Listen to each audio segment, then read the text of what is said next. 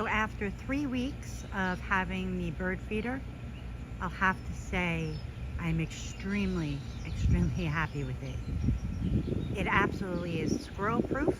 We've moved it all around to even attract the squirrels, to show you. So at the end I'll insert some squirrel pictures, but the birds seem to love it. It came assembled. You just have to add all the seed in, and I highly recommend. All right, so we're gonna fill the bird feeder. We put a funnel up top.